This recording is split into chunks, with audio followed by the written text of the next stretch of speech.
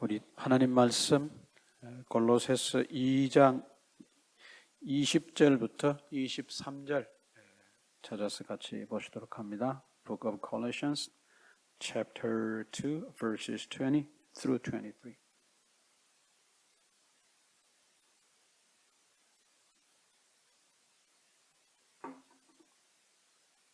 뜻을 생각하시면서 같이 읽으시겠습니다. 시작. 너희가 세상의 초등학문에서 그리스도와 함께 죽었거든 어찌하여 세상에 사는 것과 같이 규례에 순종하느냐. 곧 붙잡지도 말고 맛보지도 말고 만지지도 말라 하는 것이니 이 모든 것은 한때 쓰이고는 없어지리라. 사람의 명령과 가르침을 따르느냐. 이런 것들은 자의적 숭배와 겸손과 몸을 괴롭게 하는 데는 지혜 있는 모양이나 오직 육체 따르는 것을 금하는 데는 조금도 유익이 없느니라. 아멘. 2장의 이제 마지막 단락입니다. 20절 말씀에 보니까 너희가 세상의 초등학문에서 그리스도와 함께 죽었거든 어찌하여 세상에 사는 것과 같이 규례에 순종하느냐 이렇게 되어 있습니다. 이게 그리스말로 된 그 원문에는 20절 말씀이 사실은 이렇게 문법적으로 좀 따지자면 조건문입니다. 조건문.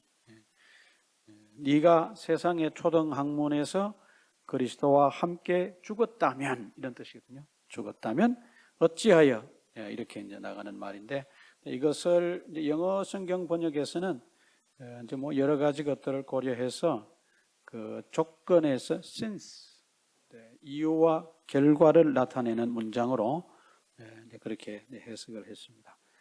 뭐 물론 학자들의 이제 여러 견해가 있습니다만은 원래 원문에서 이것이 조건문이라고 하는 것은 매우 이제 중요한 그런 의미가 있습니다. 너희가 세상의 초등학문에서 그리스도와 함께 죽었다면, 죽었다는 것을 이제 전제하는 것이고, 어떤 신학자는 이것을 우리가 A라고 하는 그리스 말의 A라고 하는 조건을 나타내는 말을 영어의 since라고 하는 이유나 결과를 나타내는 말로 이제 번역하게 된 근거가 뭐냐? 이 문장의 어떤 문법적인 전체적 구조를 이렇게 봤을 때 이 세상의 초등학문에 대해서 그리스도와 함께 죽었다는 것이 기정사실이기 때문에 그 사실을 강조하기 위해서 원문에서는 조건문을 쓴 것이고 현대 우리가 그 원문으로 기록된 성경을 더 쉽게 이해하기 위해서는 이것이 결과를 나타내는 원인을 나타내는 그런 since 구문으로 그렇게 쓴 것이다. 그렇게 얘기합니다. 뭐 원법적으로 이제 이렇고 저렇고 간에 중요한 것은 그것입니다. 우리가 그리스도와 함께 죽었다는 사실입니다. 이미 여기에 대해서는 우리가 갈라디아서를 공부할 때 함께 또 살펴보았지 않습니까? 그 사도 바울이 갈라디아서 2장 20절에서 뭐라고 얘기합니까? 내가 그리스도와 함께 십자가에 못 박혔나니 그렇습니다. 그리고 이제 자기는 그 십자가에 못 박힘을 통해서 죽었다. 이제 자기는 죽었고 오직 내 안에 누가 사신다 그래요? 그리스도께서 사신다. 물론 이제 자기가 십자가에 못 박힌 것이 역사적인 그런 이벤트는 아니지만 신앙적으로 못을 박힌 것이기 때문에 영적으로는 그런 일이 있었으나 현실적으로 피지컬리 자기의 바디는 지금 어때요? 살아있어요. 살아있긴 살아있어요. 그런데 자기가 이 지구상에 이 땅에 발을 붙이고 사는데 그 사는 것이 이제는 뭘로 사는 것이냐면 믿음으로 산다. 무슨 믿음으로 사냐?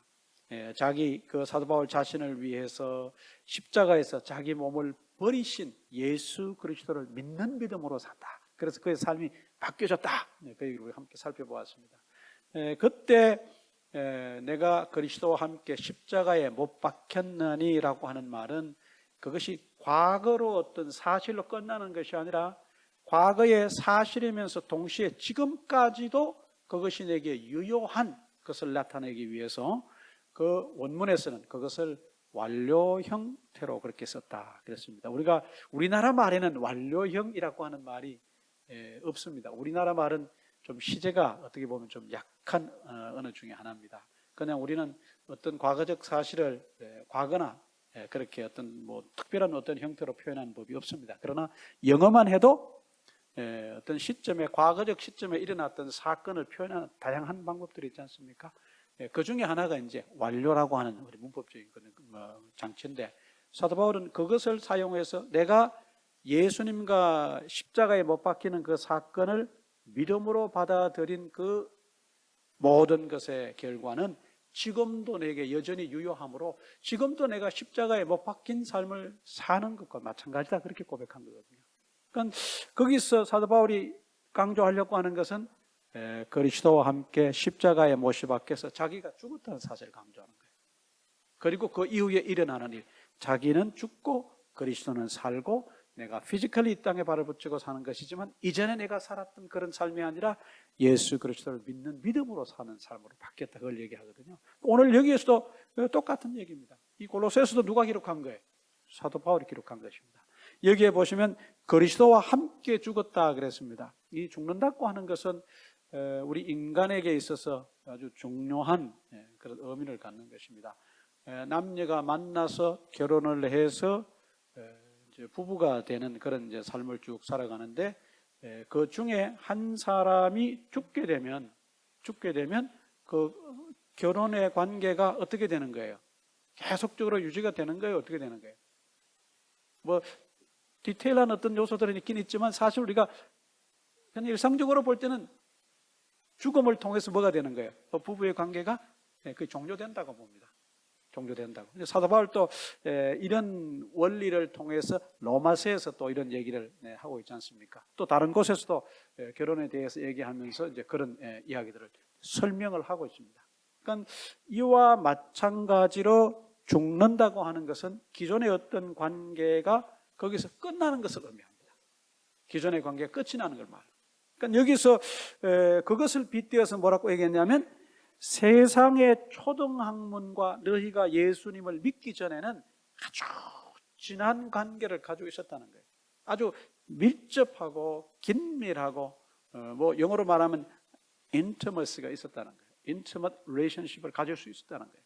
아주 그런 관계였으나 이제 예수님을 믿음으로 말미암아서 그렇게 친밀한 관계였던 세상의 초등학문과는 죽음이라는 사건을 통해서 이제 관계가 어떻게 돼요?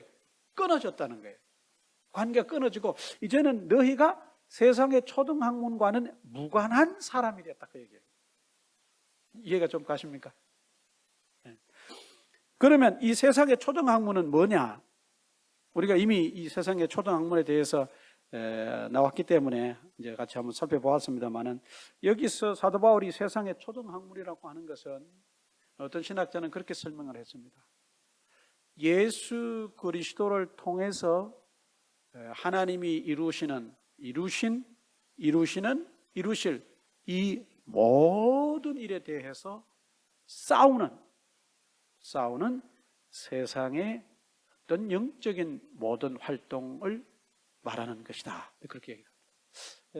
이런 의미를 가지고 우리가 지난번에 살펴보았던 말씀을 다시 한번 돌이켜보면 조금 더 이해가 쉽습니다. 우리가 지난번에 보았던 18절 말씀 한번 읽어보실까요? We're going to read in the verse 18. 한번 읽어보겠습니다. 시작. 아무도 꾸며낸 겸손과 천사 숭배를 이유로 너희를 정죄하지 못하게 하라. 그가 그 본 것에 의지하여 그 육신의 생각을 따라 헛되이 과장하고 그랬습니다. 그 18절에 나온 두 가지 중요한 종교적 요소가 천사 숭배고, 그 다음에 그가 그 본 것에 의지하여라고 하는 것은 어떤 그 종교적 행위를 통해서 소위 말하는 환상 같은 류의 어떤 것을 본 것을 말하는 거예요. 영어로 말하면 visionary experience입니다. 우리 뭐 신앙생활 할 때 환상을 봤다는 사람들, 그런 분들은 이제 가끔 보지 않습니까? 그거 마찬가지예요.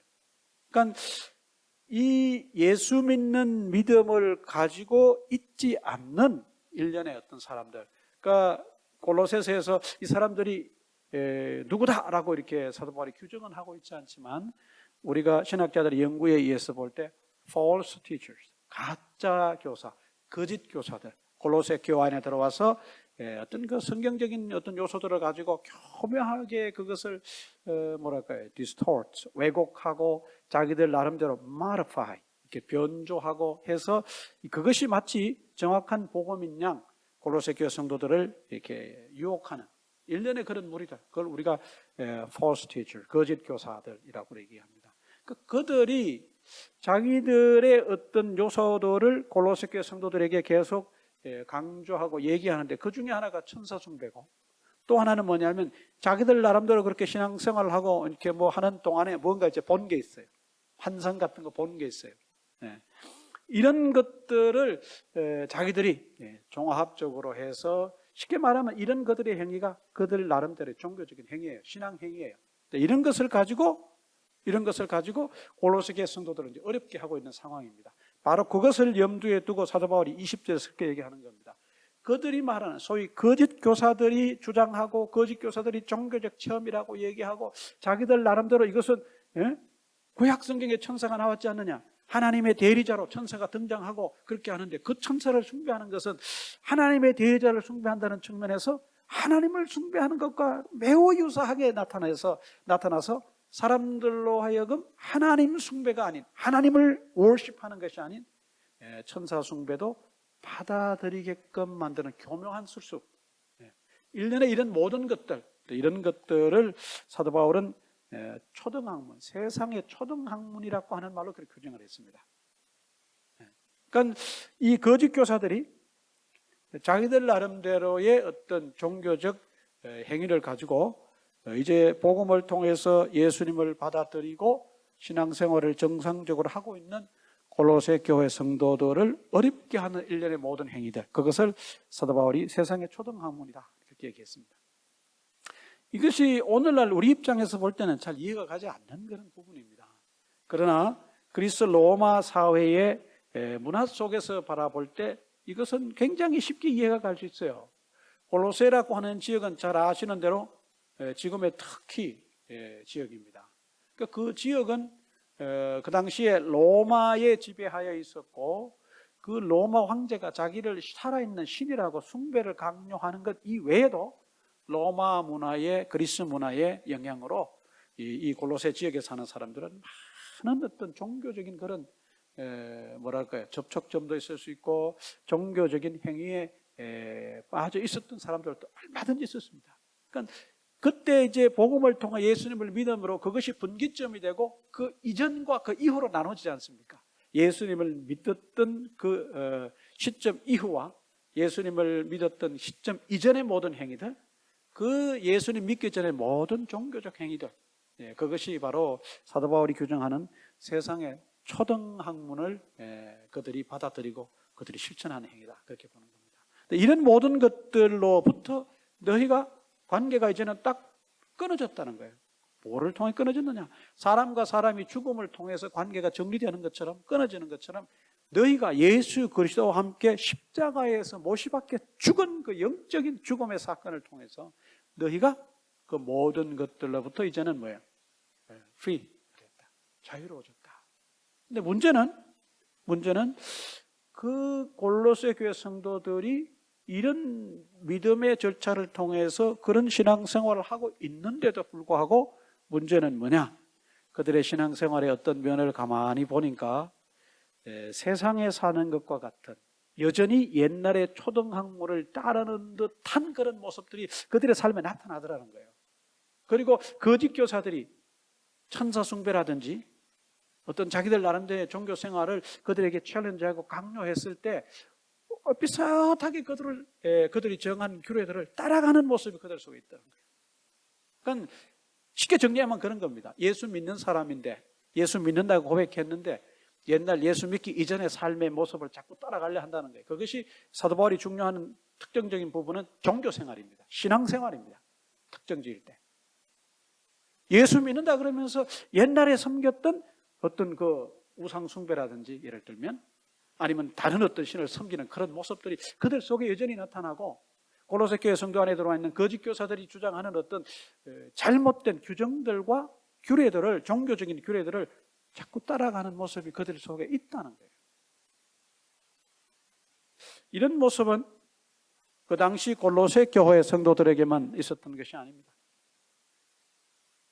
예수 믿기 전에 있었던 우리의 어떤 종교의 어떤 그런 영향들, 이런 것들을 예수 믿고 나서 100% 하루아침에 정리되는 것이 사실은 쉽지 않습니다.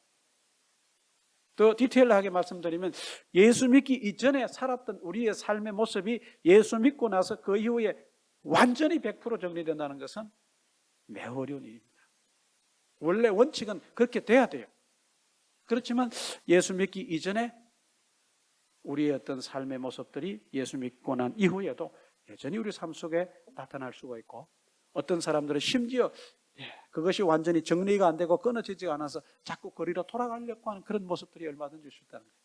그 얘기하는 겁니다.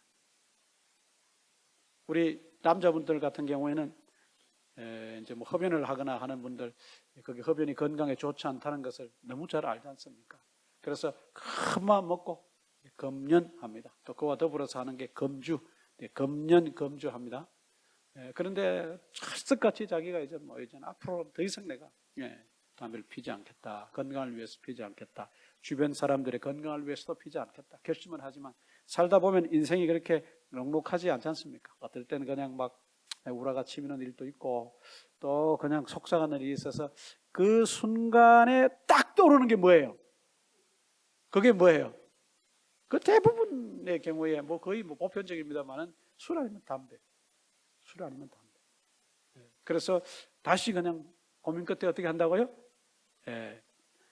자기가 큰 결심을 하고 끊었던 그 두 가지를 또 다시 시작하는 그런 경우들도 있어요. 제가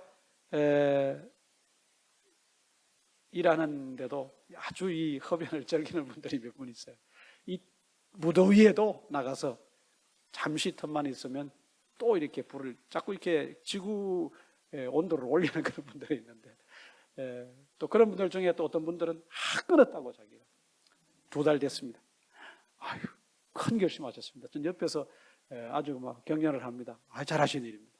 그거 본인의 건강도 그렇고 주변 분들의 건강도 해치는 일이니까 끊는 게 좋다고. 그렇죠. 근데 어느 날 보니까 다시 또 시작을 또 했어요. 왜 그러냐 그러니까 너무 속 터지는 일이 있어가지고 도저히 그 고비를 넘길 수가 없어서 그냥 자기가 그냥 굳건하게 했던 결심을 다시 한번 또 시작했다. 이런 일뿐만이 아닙니다. 우리가 예수 믿기 전에 정리했던 어떤 많은 요소들이 또 예수 믿고 난 이후에 내가 예수 믿는 것을 계기로 단절하겠다고 했으나 그것이 또 살아서 다시 나를 유혹하는 그런 일들이 얼마든지 신앙생활 여정 속에 있을 수 있어요. 골로새 교회 성도들의 경우는 그것이 신앙적인 면을 이렇게 국한해서 사도 바울이 좀 얘기하고 있는 겁니다. 물론 신앙이 그 삶의 대다수를 커버하는 이야기긴 하지만, 그들이 이미 예수님과 함께 십자가에 못이 박혀 죽음으로 인해서, 죽음을 통해서 세상의 초등학문, 세상의 온갖 잡신을 섬기는, 심지어는 천사를 숭배하는 그런 일까지도 다 정리가 됐는데 거짓 교사들이 자꾸 옆에서 유혹을 하니까 어떻게 되는 거예요? 그걸 따라가는 그런 모습들이 있다. 근데 그게 안타까워서 이렇게 얘기한 것입니다. 어찌 그런 일에 자꾸 너희가 순종하냐? 너희가 지금 순종해야 되는 대상은 예수 그리스도요, 하나님의 말씀이요, 하나님인데 너희들이 왜 그런 교례를 따르고 왜 너희가 이전에 섬겼던 그런 잡신을 자꾸 순종하려고 하느냐? 쉽게 말하는 그런 얘기입니다. 질책이죠. 그러면서 21절, 22절에 아주 단호하게 부정명령형 3가지를 통해서 그들에게 다시 한번 주의를 줍니다. 21절 한번 읽어보실까요? Verse 21 시작. 곧 붙잡지도 말고 맛보지도 말고 만지지도 말라 하는 것이니 이 모든 것은 한때 쓰이고는 없어지리라. 이것을 문자적으로 그냥 붙잡지도 말고 맛보지도 말고 만지지도 말라, 그냥 단순하게 그렇게 우리가 받아들일 수도 있고, 이것을 어떤 신학자는 조금 더 깊이 생각해 봐야 되는 그런 표현이다. 사도 바울이 위에서 세상의 초등학문을 언급했는데, 세상의 초등학문이 그 시대 골로새 교회 성도들에게 있어서 그들이 예수 믿기 이전에 가졌던 세상에 살았던, 쉽게 말하면 그들의 old life 세상에 살았던 그 모든 종교적 행위, 이런 것들을 포함한다면 적어도 이 21절에 나와 있는 이 세 가지 부정명령을 이해하기 위해서는 어떤 그 종교적인 어떤 행위에 참여하고 참석하는 것을 금하는 그런 말일 것이다, 이렇게 또 봅니다. 다른 말로 말하면 예수 믿고 난 이후에는 그 이전에, 예수 믿기 이전에 가졌던 어떤 잘못된 신앙생활, 잘못된 어떤 종교적 행위, 그것은 일절 뭐다? 뒤도 돌아봐서는 안 된다, 그 얘기예요. 일절 뒤도 돌아보면 안 된다. 네. 가끔 이제 그런 경우를 봅니다. 한국에 있을 때 자기는 아주 믿음이 강하기 때문에 이단들을 만나서 우리 성경을 제대로 그들을 이렇게 가르쳐주고, 그래서 그들이 이 정상적인 신앙생활로 돌아오게 할 수 있다고, 그렇게 얘기하는 분들이 혹간이 있어요. 혹간. 근데 사실 웬만해서는 그 일을 하면 안 돼요, 사실.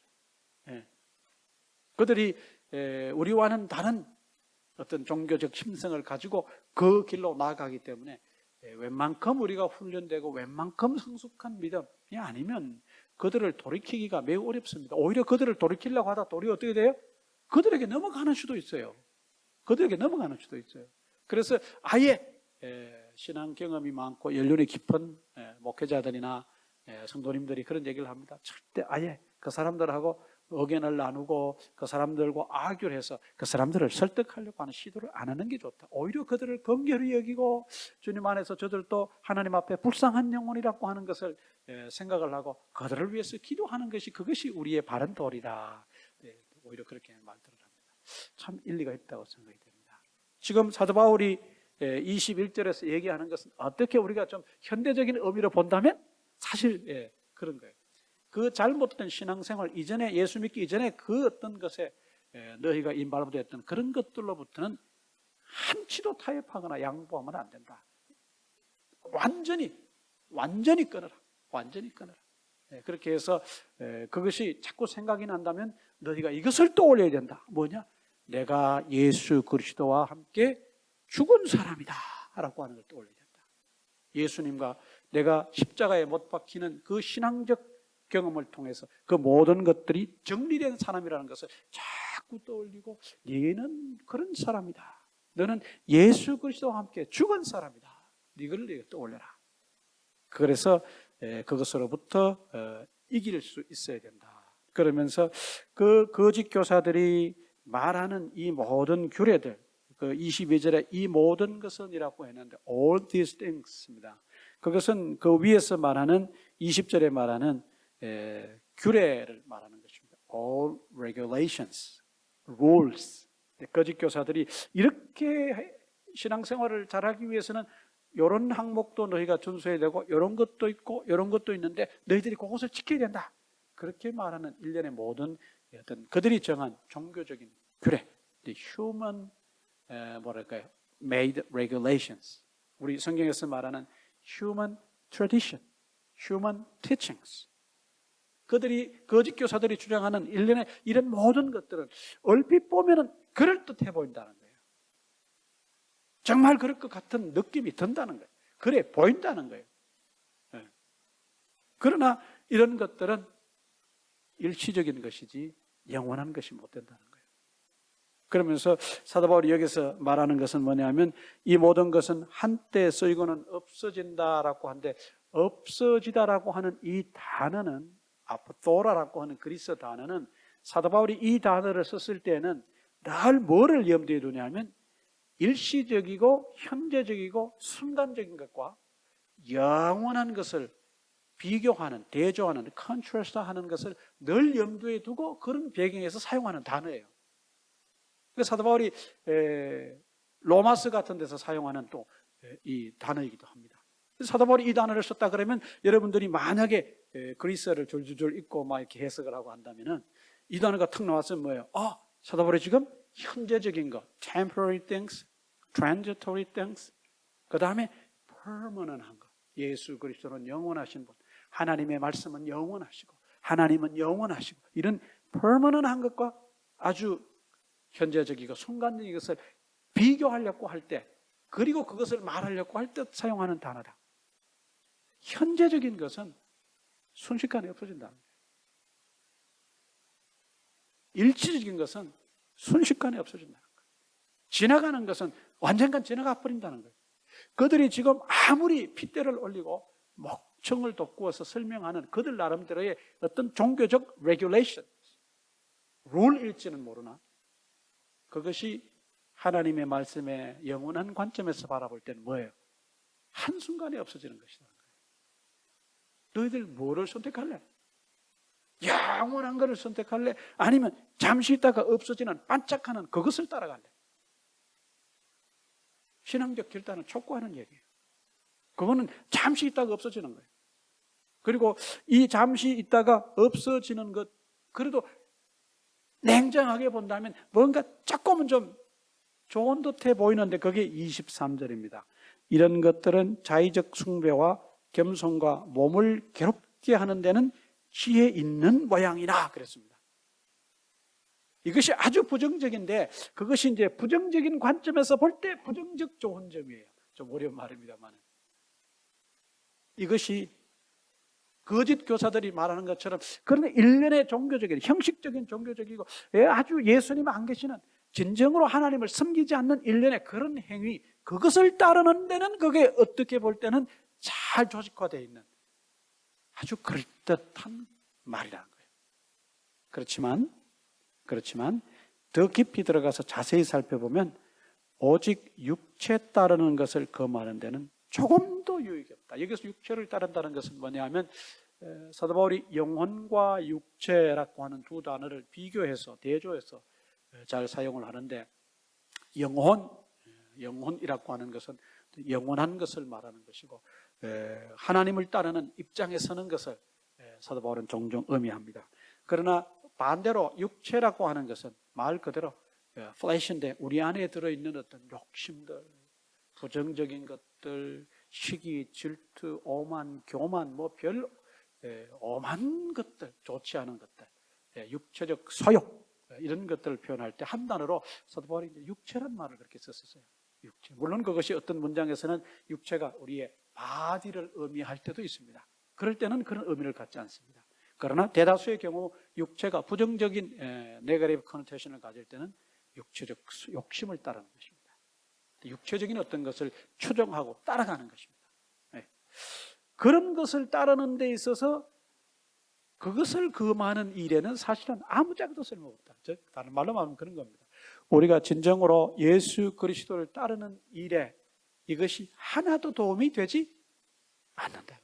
오히려 자기 몸을 자학하고 자기 몸을 가학을 해서 그것이 마치 종교의 어떤 진수인 양 그들이 주장하는데 그런 거를 뭐랄까요 촉진하고 그런 것을 그렇게 하도록 만드는 데 도움은 될 수 있을지 모르나 진정으로 예수 그리스도를 닮아가고 하나님을 따르는 일에 도움을 주는 데는 전혀 가치가 없는 것이라는 거예요. 겉으로 보면 정말 그럴듯해 보이고 정말 대단해 보이나 그러나 그것이 진정으로 주님을 따르는 일에는 도움이 되지 않는 것이다. 한때 관상기도라고 하는 것이 이 달라스 포토스 지역에 잠시 그렇게 유행을 했던 적이 있습니다. 이름만 되면 여러분 다 아시는 큰 교회들에서 목회자들이 너나 할 것 없이 관상기도를 해야 된다 그래가지고 한국의 또 관상기도의 전문가들을 초청해서 세미나를 하고 부흥회를 하고 그렇게 한 적이 있습니다. 저 역시도 목회자 입장에서 이 관상기도라는 것이 뭔가 싶어서 나름대로 그렇게 좀 찾아본 적이 있었습니다. 이 관상기도라고 하는 것이 그 순수한 그 자체만으로 본다면은 이건 아주 악이다 이렇게 말할 수는 없어요. 그러나 조금 더 깊이 들어가서 우리의 기독교 신앙과 관련 지어서 자세히 성경적 관점에서 본다면 조금 좀 부정적인 그런 요소가 많은 기도법입니다. 예수 그리스도가 없는 기도를 할 가능성이 많게 만드는, 그러나 겉으로 보기에는 굉장히 멋있어 보이는 기도예요. 한국의 작은 교회들이 보니까 그 관상 기도를 통해서 교회가 부흥하고 하는 얘기에 있어서 저도 한번 살펴봤습니다. 그 교회 목회자가 관상기도에 대해서 세미나를 하고 막 이제 얘기를 하는데 처음에 이렇게 피상적으로 그냥 볼 때는 정말 그런 것 같고 성경적으로 참 맞는 얘기 같아 보였어요. 그러나 자세히 들어가서 그분이 점점 더 세미나를 또 인도해 가고 또 이제 세미나의 결론에 이르를 쯤에 가서 이거 조금 좀 뭔가 이상하다, 이거 좀 뭔가 이상하다 싶어서 더 자세히 들여다봤더니 아니나 다를까 우리 성경적 기도법과는 좀 너무 차이가 나고 이거 관상기도는 이제 개인적 판단을 내릴 때 이거는 교회에서는 바람직하지 않다라고 하는 생각이 들었어요. 1절 우리 교회는 그 관상기도에 대해서 제가 강조하지도 않고 그냥 지나가는 말로 잠깐 설명은 했을지 모르지만 우리가 관상기도를 해야 됩니다라고는 하지 않았어요. 그랬더니 우리가 왜 유행은 지나간다 그러지 않습니까? 모르겠어요. 또 유행이 또 다시 이렇게 복고풍으로 올지 모르겠지만 지금 지나가고 지금 이 지역에서 관상기도를 얘기하는 목회자가 있어요, 없어요? 없어요. 시간 지난 없고 뒤돌아나서 조금 마음의 여유를 가지고 자세히 들여다보니까 이것이 뭐예요? 아니라는 거죠. 그래서 지금 안 하는 겁니다. 이런 요소들도 있고 이 외에 우리가 뭐라 그럴까요? 주변에 어떤 신앙 지도자들이나 어떤 신앙생활 오래 하신 분들이, 연륜이 있는 분들이 이것이 신앙생활을 하는데 꼭 필요한 것입니다라고 하는 그런 많은 요소들이 겉으로 볼 때는 굉장히 좋아 보이나 깊이 들어가서 자세히 보면 성경적 근거가 없는 것들도 얼마든지 있을 수 있어요. 우리가 그것을 잘 뭐 해야 되냐면 식별해야 돼요. discern 해야 됩니다. 아주 중요합니다. 우리가 겉으로 드러나는 어떤 그런 모습만 보면 오늘 우리가 사도 바울이 한 얘기와 마찬가지로 지혜 있는 모양이나 문제는 뭐냐? 이 겉으로 드러나는 지혜 있는 모습이 정말 성경적 근거를 가지고 있느냐 하는 겁니다. 사도 바울이 볼 때 복음과는 이것이 관련이 없다는 거예요. 오히려 이것은 자의적 숭배, 자의적 숭배라는 것은 사람이 만든 종교예요. 사람이 만든 종교를 섬기는 일과 거짓 겸손 위에 말하지 않습니까? False humiliation. 정말 겸손하지도 않으면서 종교라고 하는 이름 하에 들어가면서 종교의 미명하에 자기는 겸손한 사람이라고 가짜로 겸손한 것처럼 보이는 그런 행위. 그리고 정말 우리가 종교인이 되기 위해서는 우리의 그 몸을 학대해야 된다 그래서 말 그대로 영어의 어떤 성경 번역에서 몸을 학대하는 이것을 harsh treatments라고 했습니다. 그러니까 아주 몸을 뭐랄까요? 가혹하게 하는 거예요. 아마 여러분들이 어느 영화를 보신 분들은 아시겠습니다만 그곳에 보면 그 영화가 팩션 영화의 어떤 그 중요한 애정표라 그래가지고 여러분 아마 다빈치라고 하는 영화 보셨을 겁니다. 거기에 보면 중간중간에 그런 장면이 드러나는데 그 어떤 사람이 자기 몸을 채찍을 가지고 막 학대하는 그런 모습이 나옵니다. 그 자기 몸을 학대하고 가혹하게 할수록 자기는 더 하나님께로 가까이 간다는 그런 마음을 가지고 있어요.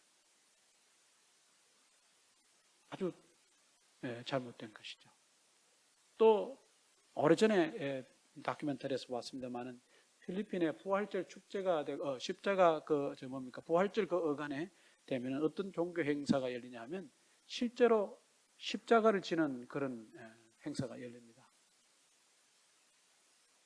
십자가 틀에다가 진짜 못을 박습니다. 손을 갖다 대고. 그리고 그것을 쥐고 거리를 행진하는 행위를 합니다. 예수님의 십자가 고난에 동참이라고 하는 명목하에 그렇게 합니다. 겉으로 보면 진짜 믿음이 있는 것 같고 대단해 보이는 것 같습니다. 그러나 예수님이 십자가 지신 이 사건은 우리가 믿음으로 받아들여 예수님과 함께 십자가 지신 것으로 우리가 믿음으로 인식하고 믿음으로 우리가 동참하는 것이지 실제로 예수님이 십자가를 지셨다 그래서 우리도 십자가 틀에다 못 박고 다 그렇게 해야 되는 거예요? 그건 아닙니다. 그것은 예수님의 십자가 사건을 잘못 해석하는 것이고 예수님의 고난의 동참에 대해서 너무 오버하는 것이다. 과도한 해석이라고 그렇게 봅니다. 그럴 것 같으면 저는 한 번도 십자가에 못이 박혀서 이게 손에 못 박힌 적이 없거든요, 지금까지. 그러면 저는 뭐예요? 가짜지 않습니까? 십자가의 고난에 한 번도 동참한 적이 없는 목사지 않습니까? 여러분들 십자가에 못 박히신 적 있어요? 대못이 박혀가지고 그 십자가 털을 끌고 교회 나오실 때 십자가 지고 나오신 분들 있어요, 없어요? 제가 여기 20년 이상 있었는데 한 번도 그런 적이 없어요. 그러면 그건 다 가짜입니까, 여러분들은? 그건 아니거든요. 겉으로 보면 그들의 믿음이 대단해 보이는 듯한 어떤 종교적 행위가 사실은 성경적 근거를 찾아보면 그게 없다는 거예요. 사도 바울이 한 얘기가 그걸 얘기하는 거예요. 겉으로 드러나는 데는 지혜가 있는 것처럼 비춰진다는 거예요. 많은 이단 사설들이 얘기하는 잘못된 교리들도 겉으로 보면 어떻게 돼요? 그럴듯해 보여요. 아주 기가 막힙니다. 그러나 그것이 예수 그리스도를 닮아가고 하나님의 자녀의 삶을 사는 데는 전혀 가치가 없는 no value입니다. no value. 가치가 없는 일이다. 너희가 그것을 뭐 해라? 구별을 할 수 있어야 된다. 그 얘기입니다. 이것이 이 이제 골로새서 마지막 부분의 얘기인데 이걸 통해서 좀 우리가 몇 가지 좀 살펴보길 원합니다. 아까도 제가 계속 강조를 했습니다만은 저나 여러분들이나 우리는 예수 그리스도와 함께 십자가에 못이 박혀서 영적으로 어떤 사람들이다? 죽은 사람들이에요. 죽은 사람들이다. 근데 죽었다고 했는데 우리의 삶을 돌아보면 죽은 사람 치고는 너무 팔팔해. 솔직히. 저 역시도 그렇습니다. 너희 그 정과 욕심을 십자가에 못 박아서 다 죽었다고 또 다른 곳에서 답을 얘기하거든요. 그런데 어떨 때 보면 욕심도 있고, 어떨 때만 뭐도 있어요? 많이 주체 못하는 막 어떤 부정적 감정도 있고, 막 분노도 있고. 죽었다고 우리는 선언된 사람들입니다. 병원에서 의사가 몇 월 며칠 몇십으로 아무개는 이런 이유로 이제 사망하였음을 선언합니다. 그렇게 하면 그 사람이 이제 죽은 거예요, 메디컬리. 우리는 신앙적으로 이미 십자가를 지고 돌아가신 예수님과 함께 십자가의 못이 박혀서 다 죽은 사람들입니다. 다 죽은 사람들이에요. 그런데 우리의 신앙생활을 이렇게 돌아보면 아직도 죽지 않고 살아있는 부분이 너무 많아요. 너무 많아요. 저 역시도 마찬가지입니다. 그래서 우리가 신앙생활을 제대로 하고 정말 주님을 따르는 삶을 산다는 것, 우리가 주님의 제자라는 말을 곧잘 사용하는데 우리가 그 말을 사용하기 이전에 늘 염두에 두고 생각해야 될 것은 뭐냐면 내가 그리스도와 함께 십자가에 못 박혔나니, 오늘 본문의 말씀에 의하면 그리스도와 함께 죽었거든이에요. 죽었거든. 완료형입니다. 죽었어요. 다 죽었습니다. 죽은 우리가 어떻게 신앙생활을 해야 되느냐, 이것이 우리가 한번 깊이 고민해 봐야 될 그런 부분이에요. 사도 바울은 이런 신앙적 행위를 통해서 세상의 초등학문과도 딱 관계가 정리됐다. 너희가 이제는 세상의 초등학문으로부터도 이제는 프리한 사람이 됐다. 자유로운 사람이 됐다. 그런데 왜 자꾸 옛날 짐을, 왜 끝난 문제를 또 뒤집어서 그걸 자꾸 하려고 그러냐, 그걸 왜 자꾸 끄집어내서 그걸 지켜내고 또 그렇게 살려고 하느냐, 사도 바울이 한 얘기입니다. 아까 잠깐 제가 이 얘기를 할 때 검주 검년에 대해서 얘기했습니다만 우리 삶 속에 검주 검년뿐만이 아니라 여러분들만 아시는 예수 믿기 이전에 어떤 많은 그런 삶의 모습들을 예수 믿고 난 이후에도 정리가 됐는데도 불구하고 자꾸 그런 삶을 살려고 하는 모습이 있어요, 없어요? 있습니다. 그걸 보라는 거죠, 우리는. 한번 잘 살펴보시길 바라고, 여러분은 그리스도와 함께 죽은 사람이고 그 사건을 통해 그런 것들로부터도 이미 관계가, 나는 뭐 안 끊어졌어 라고 말할지 몰라도 신앙적으로는 끊어졌다고 선언이 된 거예요. 영적으로는 다 끊어졌다고 선언이 된 거예요. 그런데 너희가 다시 그것을 대책임질 하듯이 그렇게 하지는 말아라, 그 얘기죠. 두 번째, 이 말씀을 통해서 한번 살펴볼 것은 21절에 붙잡지도 말고 맛보지도 말고 만지도 말라 그러는데, 우리가 하나님을 섬길 때, 믿음으로 사는 삶을 살아갈 때 어떤 면에서는 좀 우리의 단호한 결단이 필요한 그런 모습이 있어요. 여기에 붙잡지도 말고 맛보지도 말고 만지지도 말라는 것은 우리의 의지적 결단과 관련된 그런 부분이에요. 우리 신앙생활의 어떤 부분은 내가 의지적 결단을 내려야 되는 부분들도 많아요. 성령께서 궁극적으로 도와주시기도 하지만 어떤 부분에는 내가 결단을 내려서 안 할 수도 있는 부분이 있어요. 얼마든지 있어요. 근데 그런 부분들은 어떠는 거예요? 내 의지적 결단을 이용해서 그렇게 하지 말라는 거예요. 그렇잖아요. 뭐 저뿐만이 아니라 아마 여러분들도 다 그런 모습들이 있을 겁니다. 우리가 흔히 이제 어떤 신앙적 결단을 단호하게 하고도 지켜내지 못할 때 늘 우리가 변명처럼 하는 말이 있어요. 마음은 원이로되, 자, 제가 앞에 합니다. 마음은 원이로되, 잊어버리셨어요? 1년 쉰 것이 굉장히 큰 어떤 효과가 있네요. 우리가 사실 1년 넘으셨어요. 여기서 대면해서 예배 드리는 것은. 마음은 원이로되 육신이 약하여. 그 우리의 현 주소입니다. 내가 의지적 결단을 내려서 그것이 우리의 행동으로 변해야 되는데, 나와야 되는데 그렇게 되지 못할 때가 굉장히 많다. 그런 면에서 적어도 우리가 신앙생활을 하고 예수님의 소위 말하는 제자로의 삶, 하나님 자녀로서의 삶을 살아갈 때는 때로 단호한 의지적 결단을 해야 될 때도 있다. 한번 여러분 이런 주제를 가지고 여러분들의 삶을 쭉 한번 스캔해 보십시오. 내가 더 나은 신앙생활, 바른 신앙생활, 정상적 신앙생활을 위해서 내가 단호한 결단을 내려야 될 부분이 어디가 있고 무엇이 있는가 한번 생각해 볼 얘기입니다. 있어요. 분명히 있어요. 저도 예외가 아닙니다. 여러분들도 분명히 어딘가는 그런 삶의 모습, 삶의 부분이 있을 거란 얘기입니다. 사도 바울이 골로새계 성도들을 향해서 단호하게 촉구합니다. 의지적 결단. 마지막으로 볼 것은 사도 바울이 1년에 여기에 등장하는 모든 것들은 두 가지로 나눠지는데, 영원한 것과 현실적인 temporary, transitory, 지나가는 한순간인 것에 두 가지로 나눠집니다. 사도 바울은 이 전체적인 얘기를 통해서 영원한 것을 너희가 순종하고 영원한 것을 따라가야 되지 않느냐, 그 얘기입니다. 있다가 없어지는 것이 아니고 영원한 것을 따라간다.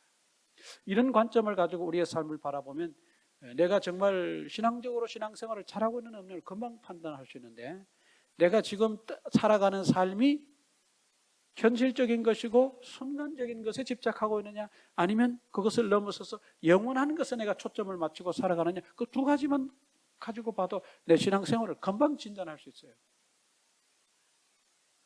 내가 신앙생활 잘하고 있냐 못하고 있냐, 내가 뭐 대면 예배를 나오느냐 집에서 예배될 그런 문제가 아니에요. 이게 본질적인 문제예요.